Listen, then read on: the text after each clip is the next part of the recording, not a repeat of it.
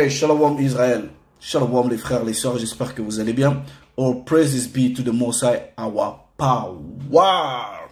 Toute la gloire soit rendue au Tout-Puissant. Voilà, les frères, je vais bien, tranquille. Voilà, on est là, encore une édification. J'espère qu'elle vous sera utile. Voilà, pour le titre, je vais emprunter cette déclaration profonde de cet édomite-là. Voilà, comme on a present this to you, ok, voilà. Les Juifs ont des couleurs et le judaïsme, non. Une déclaration très profonde. Aujourd'hui, ce que je vais faire, je vais pas aller, en tout cas, dans la profondeur pour décortiquer cette déclaration, mais je vais juste ici vous présenter, voilà, quelques informations qui vous seront, j'espère bien, utiles de façon vraiment à vous enraciner dans cette vérité de qui nous sommes. Et ceux qui sont en contact direct avec moi, ceux qui me fréquentent surtout dans mon quotidien par rapport à cette vérité, ils savent certainement que je ne rigole pas quand il s'agit de l'académicité. Voilà. Moi, je suis quelqu'un, I love to learn, ok. Voilà. J'aime apprendre, j'aime étudier, et voilà. Je ne mets pas mon nez dans n'importe quoi, voilà, dans les conneries.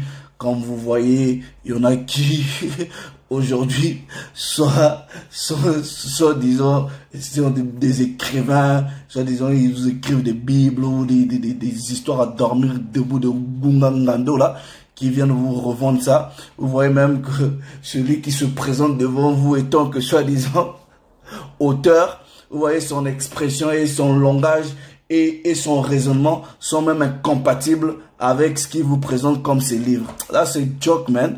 Non, listen. Vous voyez, je sais que mon audience est francophone. Ce qui fait que quand je ramène des documents et que les frères me demandent comment est-ce que je peux avoir ça, vous comprenez déjà qu'il y a une certaine barrière par rapport à la langue.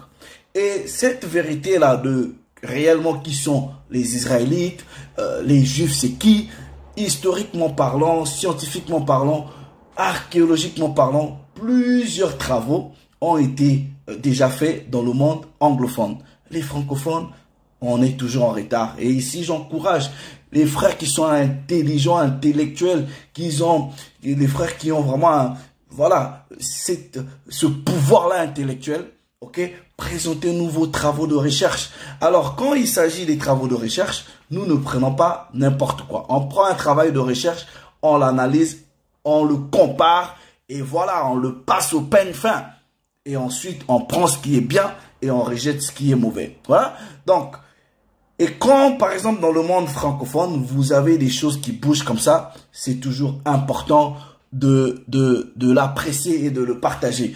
Je vais prendre juste un précepte, voilà, quickly, in the book of 2 Timothy, ok, chapitre 2, 2e Timothée, chapitre 2, verset 15, on dit, study to show yourself approved, ok, étudie afin de te présenter éprouvé. Donc, là, moi j'ai ma démarche, et ceux qui me connaissent très bien, ils connaissent ma démarche, ok, je viens pas, on a la base, la Torah, mais nous partons en dehors de la Torah, dans la science, dans la littérature, dans l'art, pour justement prouver cette vérité. Voilà. Donc, il y a peu de travaux académiques, scientifiques, qui sont faits dans le monde francophone. Et quand il y a quelques petits travaux qui se font, nous devons apprécier et nous devons en parler. Voilà. Alors, regardez, dans une démarche scientifique, et ceux qui sont habitués aux travaux de recherche et tout ça là, dans une démarche scientifique, ce qui importe, c'est premièrement la vérité scientifique. Ce n'est pas forcément parce que c'est un noir qui écrit, parce que c'est un blanc qui écrit, non. Mais nous comprenons aussi qu'il y a une science qui peut être biaisée, ok? Il y a des travaux qui peuvent être biaisés, tout simplement, ça va dépendre de l'orientation, je sais pas, idéologique ou intellectuelle de la personne. Mais il y a quand même des intellectuels qui sont neutres, qui sont, c'est-à-dire scientifiques dans le sens même strict du terme, qui vous présentent des travaux juste parce que c'est des faits, c'est une vérité. Ils n'ont aucune orientation, ils n'ont pas un carnet caché ou un agenda caché. Non, tout est là. Voilà. Non, regardez ceci. Je vais essayer de vous présenter quelques mouvements qui se font dans le monde anglophone. Voilà. Alors, depuis un moment, et je dis le Père soit glorifié, c'est-à-dire depuis un moment, il y a quand même un mouvement dans le monde académique, intellectuel, francophone, qui commence vraiment à nous présenter des travaux en disant, mais en réalité, mais ces juifs-là, historiques, bibliques, ne pouvaient être que des noirs. Voilà. Donc ça bouge un peu et nous disons toute la gloire au très haut. Alors ici, premièrement, vous voyez, les débuts sont toujours difficiles. C'est-à-dire, les gens ne viendront pas forcément avouer des choses de façon crue, telle que nous avons le courage de le faire peut-être sur YouTube. Mais vous savez, quand vous êtes dans un domaine, surtout universitaire, il y a quand même des codes, tout ça là-dedans. Il faudra beaucoup de temps et beaucoup de lobbying pour que vous arrivez à avoir les coudées franches et que vous vous prononcez sur une vérité comme ça et que cette vérité soit supportée, soutenue et propagée par, voilà, le monde intellectuel. Donc, ça se fait, nous encourageons les faibles commencements et voilà. Non, on va écouter ce frère, je pense qu'il est burkinabé, voilà, il s'appelle Abdoulaye Barrow, il est docteur en philosophie, voilà, il est docteur en philosophie, c'est pas un intellectuel de YouTube, voilà, c'est un docteur en philosophie. Donc, moi j'aime écouter des gens qui sont accrédités, des gens qui sont agréés à peut-être toucher ou parler, voilà, des choses sérieuses. Voilà. Non, let's listen to the brother, ce qu'il va dire. Et aussi, on va aller écouter un autre témoignage d'un édomite. Regardez, écoutons le frère. Je remercie Shmuel Trigano d'avoir pris l'initiative d'organiser en France, je dirais, depuis le colloque des intellectuels juifs de France dans les années 60, où Eliane Amadou Lévy-Valency avait abordé cette question à travers une contribution que vous pouvez retrouver dans les actes. Alors, pour tous ceux qui, en tout cas, aiment la recherche, Eliane, c'est une femme, elle a quand même, en fait, c'est une... en tout cas parlant du siècle actuel, elle a quand même fait beaucoup de travaux dans ce sens. Donc elle a écrit pas mal de livres. You know, you guys can go and buy and learn, you know, learn. Alors, vous voyez, souvent quand, par exemple, il y a un adage africain qui dit, j'ai oublié, je paraphrase, c'est-à-dire entre l'animal, le chasseur, un truc comme ça, vous voyez, celui qui raconte l'histoire, le chasseur, il est toujours, il maîtrise un peu la narrative de l'histoire, ok? L'animal, on n'a pas forcément sa version des faits. Voilà pourquoi moi j'encourage des frères à envahir ce milieu-là intellectuel, commencer à écrire. Like, come on guys, ouais? Chacun dans son domaine. Les intellectuels dans cette vérité, réveillez-vous. Ouais? Non, on va écouter le frère. De ce colloque, la conscience juive et le pardon, le juif et le noir. Plus tard, Annick Riegel, que j'ai eu l'occasion de rencontrer comme étudiant en philosophie à Nanterre, parce qu'elle dirigeait les travaux. Alors, je vais expliquer. C'est-à-dire, l'intelligentsia actuelle, francophone, en tout cas en ce qui concerne la judaïté, la négritude ou les judaïsmes, il y a une tendance très timide qui vous disent clairement que, en réalité, ces juifs-là sont noirs. Mais vous avez une tendance plus ou moins large. Elle se situe à faire une corrélation en disant que nous retrouvons cette forme de culture juive chez les Noirs. Mais en fait, elle ne reconnaît pas forcément que le juif, l'israélite ancestral est noir.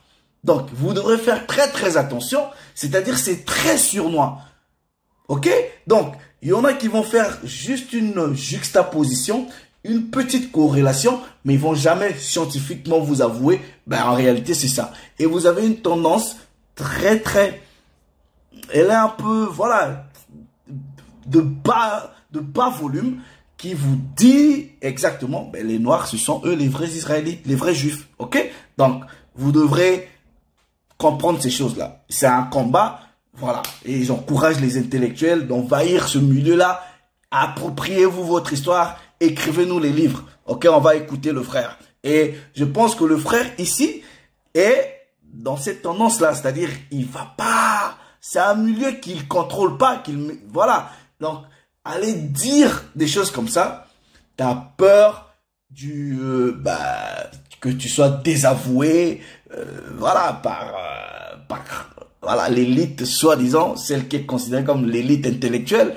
Donc, voilà, il faut être prudent. Mais, il y a quand même une tendance qui voit le jour où, voilà, on sent une certaine montée, voilà, intellectuelle, des gens qui vous disent réellement, qui sont ces gens-là. Ok?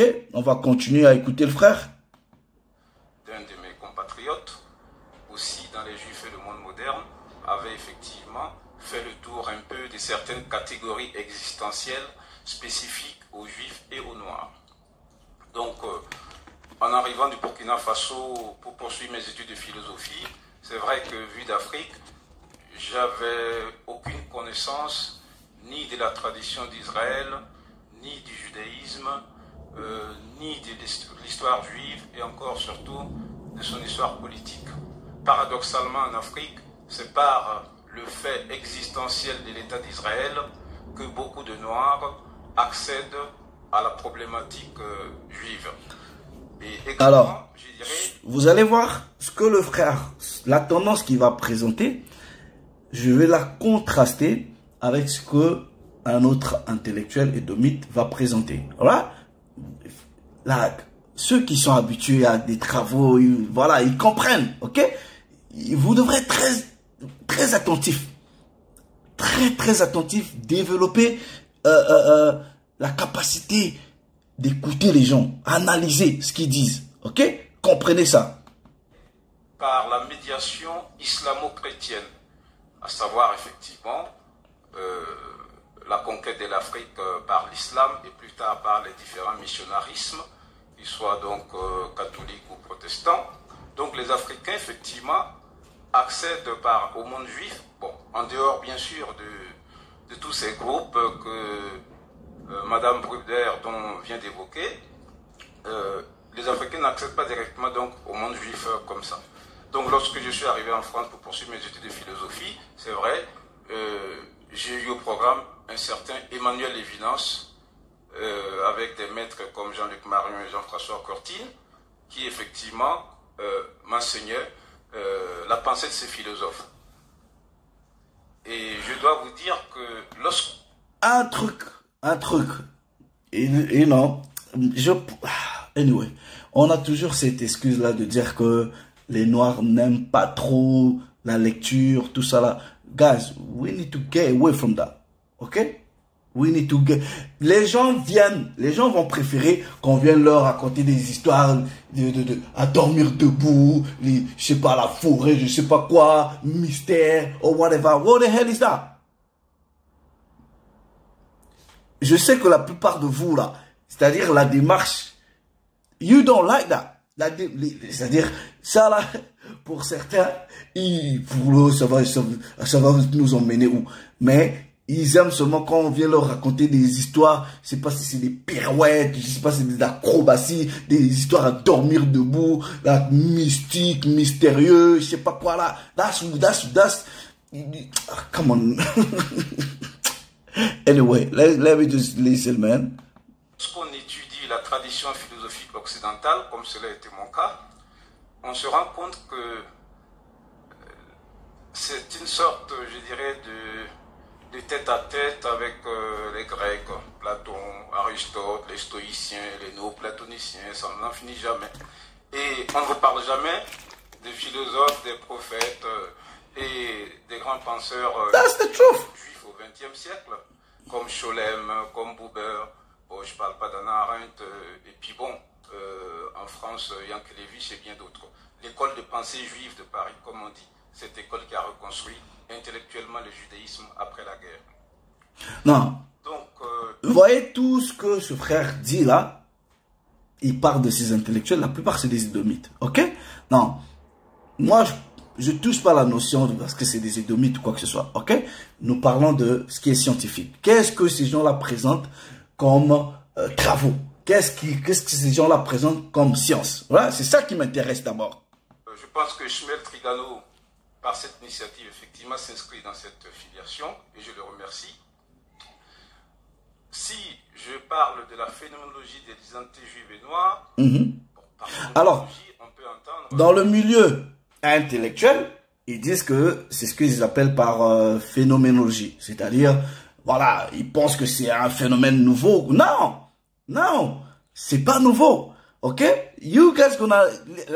Je vais juste vous laisser écouter and then, je vais vous donner des informations. Alright? Un discours sur les juifs, sur les phénomènes juifs et noirs. Bon, les noirs sont-ils des phénomènes? Les juifs sont-ils des phénomènes? Je pense qu'il y a une grosse question. Right. Écoutez bien ici. Ok? Il veut regarder le body language. Ok? Regardez son body language, le mouvement du corps. Et ce qu'il veut faire. Mais il n'a pas les coudées franches. Il met le panel. C'est peut-être pas lui, tout ça là. Like, say it. Ok? Say it. L'école qui a reconstruit intellectuellement le judaïsme après la guerre. Regardez. Donc, je pense que Shmuel Trigano, par cette initiative, effectivement, s'inscrit dans cette filiation, et je le remercie. Si je parle de la phénoménologie des entités juives et noires, par phénoménologie, on peut entendre un discours sur les juifs, sur les phénomènes juifs et noirs. Bon, les noirs sont-ils des phénomènes? Les juifs sont-ils des phénomènes? It doesn't make any sense. Je pense qu'il y a une grosse question. Mais c'est vrai que du point de vue des noirs, il y a la question de la visibilité et de l'invisibilité du juif. Effectivement, si je vous dis, les juifs sont-ils des blancs?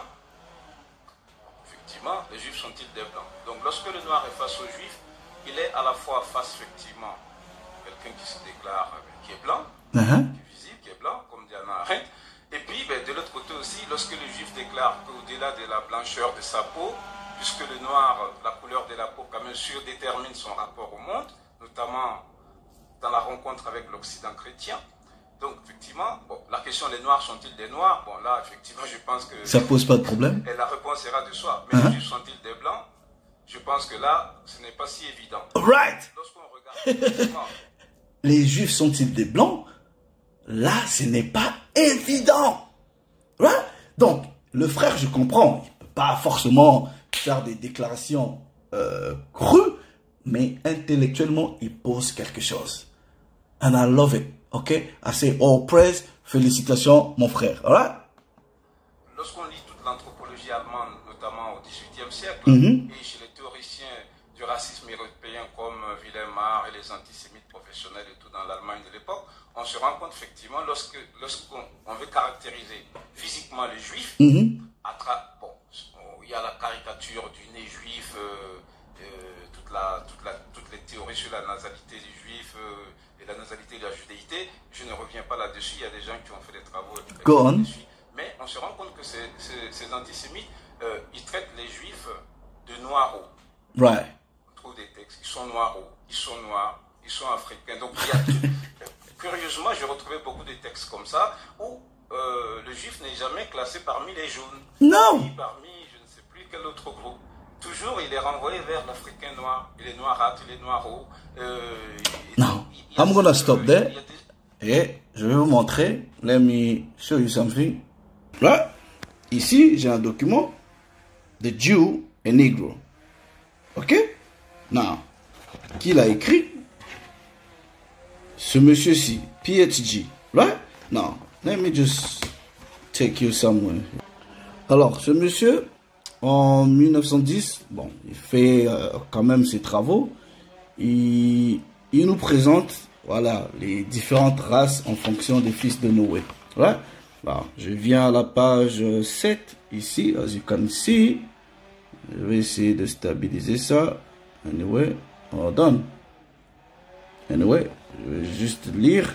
Il est écrit. Right. En faisant. Ok. Il dit les Hamites ont été les premiers, vraiment en tout cas, à sortir. Voilà pourquoi nous savons que la terre dite d'Afrique profonde, c'est une terre hamite. Voilà? Non. Mais non, regardez. Mais il dit que et les Hamites, ça reste des négros. Right? Non. Mais non. En parlant des Hébreux ou des Israélites, en réalité, ok, ils disent ici, là, les Juifs originaux étaient un peu courts, noirs et voilà, des gens avec des grosses têtes comme moi, comme ça. Right?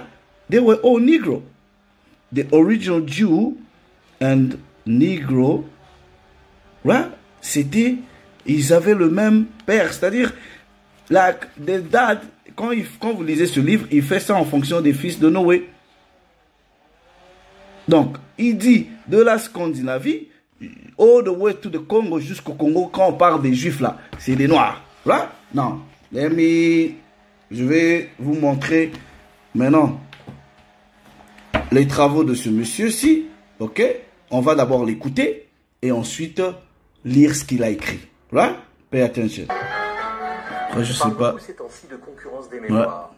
Certains milieux, parfois extrémistes, considèrent qu'on a trop parlé de la Shoah et pas assez de la traite des Noirs. Il faut vraiment faire attention, écouter attentivement. Je vous ai dit, il y a deux tendances. Il y a une tendance qui va venir ouvertement l'avouer, mais il y a une tendance plus timide. Ok? Ouais. L'autre, justement, c'est le thème du dernier livre de Maurice Dorès, Négritude et Judéité. Alors, Balades qui est Maurice Dorès? Ok? Il est un psychiatre. Il est ethnologue. Donc, il étudie un peu les ethnies, tout ça là. C'est un écrivain, réalisateur. Il est un ancien directeur de recherche à Paris 8e. Là, ça, c'est pas les histoires de Mungangando. Ou conneries là, disons, des livres que vous vendez à vos propres frères, des conneries comme ça. Là, donc, c'est quand même un académicien. Là, on va l'écouter. Ce qu'il va nous raconter. Alors, lui, dans son livre, il a d'abord plus ou moins une approche personnelle de ce qu'il a pu observer, des gens qu'il a rencontrés, tout ça là. Right? Mais lui, c'est la deuxième tendance. Ils font juste un petit rapprochement, mais en réalité, ils vous avouent pas réellement que c'est ça là. Ok? Mais c'est déjà bien, c'est déjà encourageant. Ok? C'est déjà encourageant. On va l'écouter. En noir et blanc. L'autre est le même plus précisément, car à travers ses rencontres et ses déambulations dans un univers volontairement divers et sans jeu de mots coloré, Maurice Dorès nous entraîne à découvrir toute une galerie de portraits de femmes et d'hommes, juifs, noirs, juifs et noirs, noirs et juifs. Des sources bibliques au bar de Harlem. Alors, cette tendance-là va vous faire croire, encore dans une autre mesure, que les Noirs, on les retrouve dans le judaïsme. Voilà pourquoi, quand lui, il dit « les Juifs ont des couleurs », le judaïsme, non. Mais en réalité, c'est-à-dire, tout le monde peut pratiquer soi-disant une religion. Right? Mais tout le monde ne peut pas faire partir d'une nation ou d'une descendance. Et certainement, les Juifs ont des couleurs, tout simplement, c'est-à-dire les Israélites sont dispersés. Et il y a eu beaucoup de mélanges. C'est-à-dire, le non-colorisme du judaïsme, mais c'est ce qu'on retrouve aussi dans le christianisme, dans toute forme de religion. Ouais. Mais quand il s'agit d'une descendance, Ah non, là, ça devient plus compliqué. C'est maintenant là qu'on peut voir le cas par cas. Ok? Non, on va écouter la vidéo. La découverte des Falachas en Éthiopie, à leur accueil en Israël, des pistes des savanes africaines aux victoires de la musique, Maurice Dorès nous entraîne à voir ce qui est souvent encore caché. Les Juifs noirs, quelle que soit la définition qu'on leur donne ou qu'ils se donnent, nous prouvent que les Juifs ont des couleurs et le judaïsme n'en a pas. Maurice Dorès, donc je suis ravi de vous accueillir. Vous êtes ethnologue, réalisateur, vous avez été prof d'ethnologie à Paris 7. Et le livre que vous nous offrez aujourd'hui est en fait non pas un livre d'histoire, non pas un livre, une étude de cas, mais c'est en fait le récit de vos rencontres et de tout. C'est un suivi sur plusieurs années. Des dizaines et des dizaines de personnages que vous avez rencontrés. Exactement. Il s'agit de rencontres. D'ailleurs, le dernier chapitre du livre... Écoutez-les très bien. Rencontres intellectuelles, artistiques et amoureuses entre juifs et noirs. Et avant cela, il y a les premières rencontres de mon travail. J'ai résidé à Dakar, à Bangui, et j'ai observé que les Africains avaient une attention particulière sur ce que faisaient les Juifs, ce qu'ils représentaient, et c'était réciproque. Et je me suis posé la question, qu'est-ce qui se passe? Et à l'époque, il n'y avait rien de publié, sauf à une exception. Et c'est ce que je dis, c'est-à-dire dans le monde francophone, c'est compliqué, c'est difficile, et ce milieu-là est encore fermé à accepter cette vérité. Ouais, et ce monsieur-là l'avoue. Ok, il l'avoue. Voilà pourquoi il s'est mis sur ce chemin, mais il est dans une autre tendance. Cette tendance-là de faire un rapprochement sous forme de conversion, en fait. Ok, sous forme d'influence. Non, c'est pas ça, en fait. Ces juifs-là, tout ce que tu as pu observer là, en réalité, ça te fait comprendre que qui sont les véritables juifs. Mais tu vas pas l'avouer, frère. Ok? Un article de Eliane Amadou Lévy-Valazi, un article philosophique, Le Juif et le Noir. Donc, j'ai rencontré Eliane Amadou Lévy-Valazi, qui m'a donné un feu vert émeraude. J'ai commencé à faire des recherches.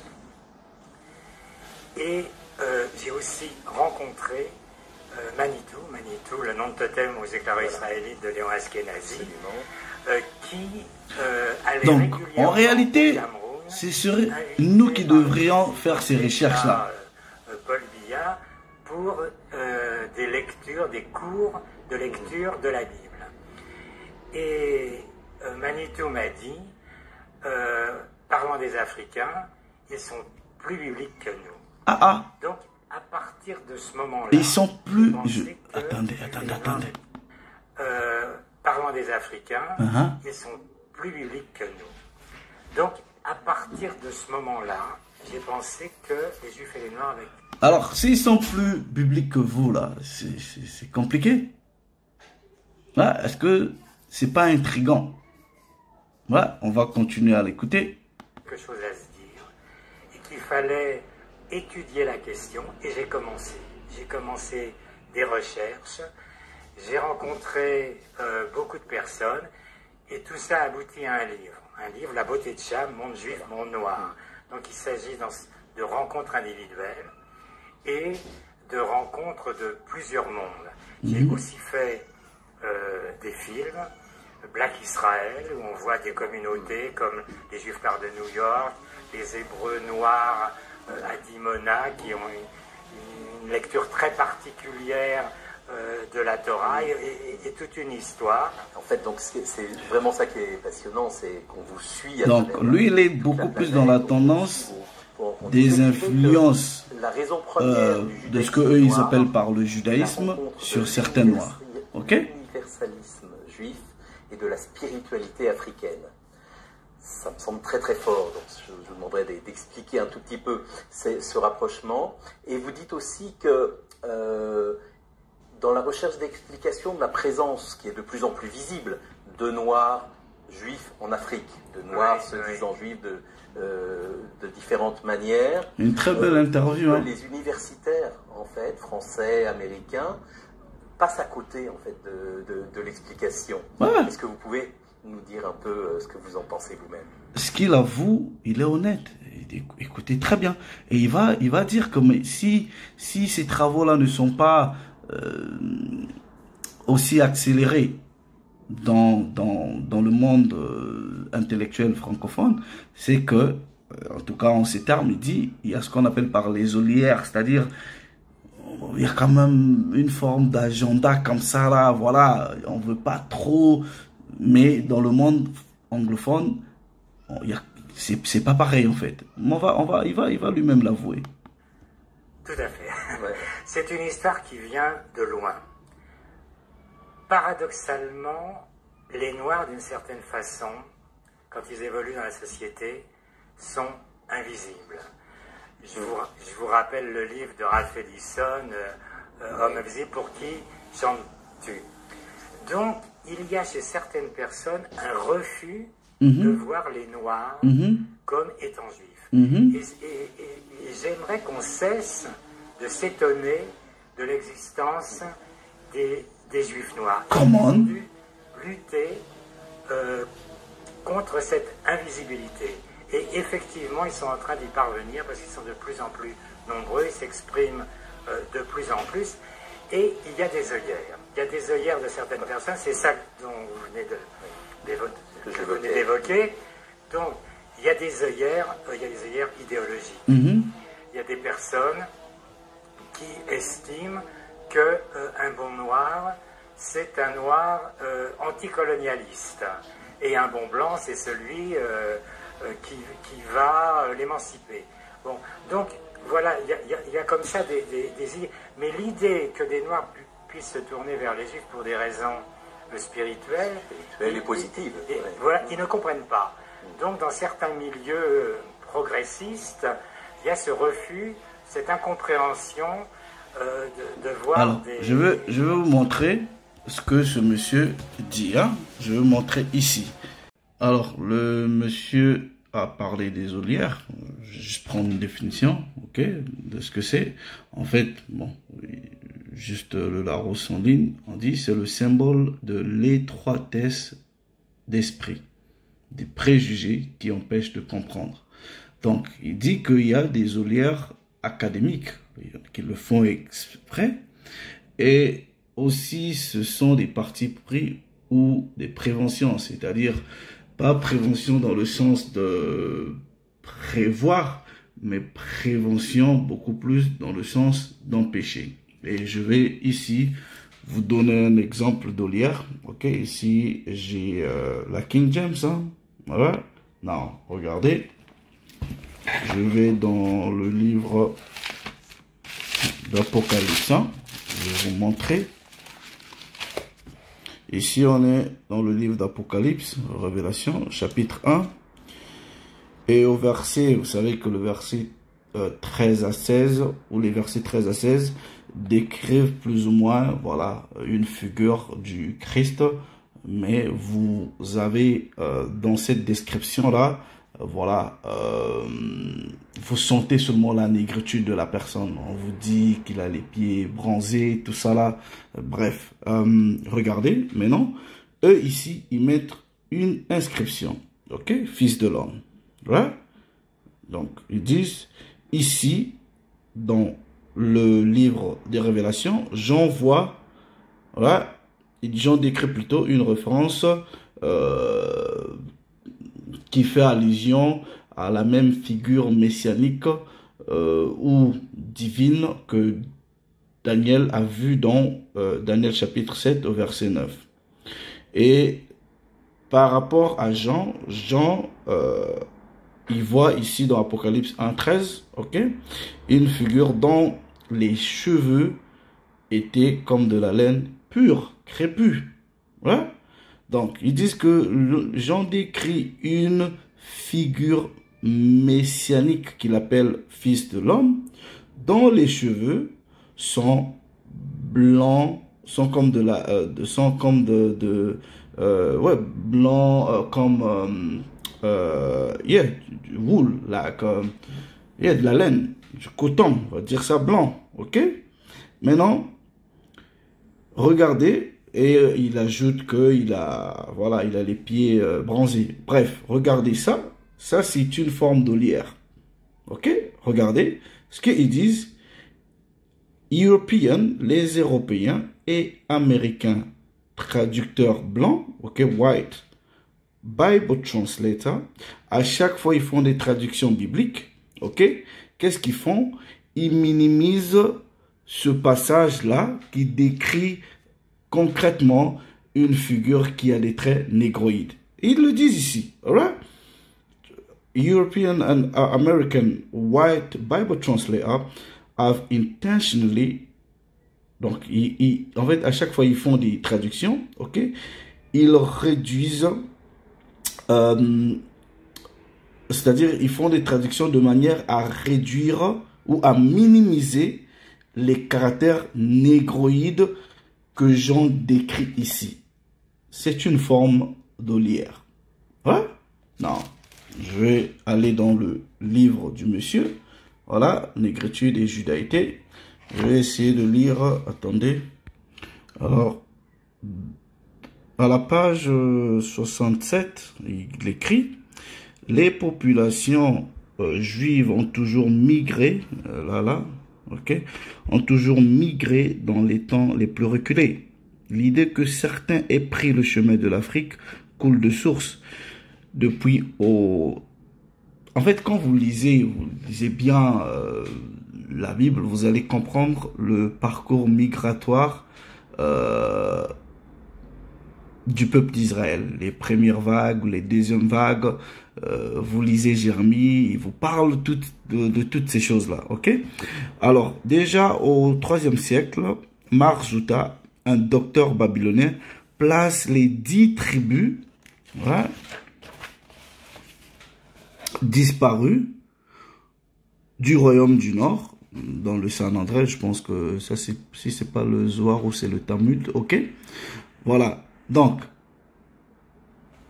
vous voyez, donc il y a déjà bien de documents qui voilà qui le disent. Je vais prendre ce que il dit sur voilà, il parle de, j'ai aimé ce qu'il sur les Lemba, ok, à la page 84, il écrit plutôt: les Lemba d'Afrique du Sud observent des rites anciens auxquels les historiens et les ethnologues attribuent une origine sémite. En 1905, Richard Hall, ok, un Britannique, observait la liste de 24 pratiques juives retrouvées chez les Lemba. Ouais? Donc, maintenant, vous savez même que, parce que même ici, il va parler, je vous avais déjà parlé de ce qu'on appelle par le Cohen Nodo haplotype. Je vous ai fait des vidéos, c'est assez scientifique, où on a retracé voilà, les ADN qui liaient les Lemba aux tribus d'Israël et spécifiquement aux Lévites. Ok? Donc, ce sont des informations, les frères. Moi, je suis juste content de savoir que c'est quand même des choses qui bougent au niveau francophone. Voilà. C'est voilà pourquoi je viens vous partager toutes ces choses-là. Une très belle interview. Et voilà. Donc, je sais qu'il y a encore du chemin jusqu'à ce qu'on arrive vraiment à inonder le monde scientifique à accepter cette vérité. Et que le Très-Haut, en tout cas, nous accorde la force. Shalom les frères.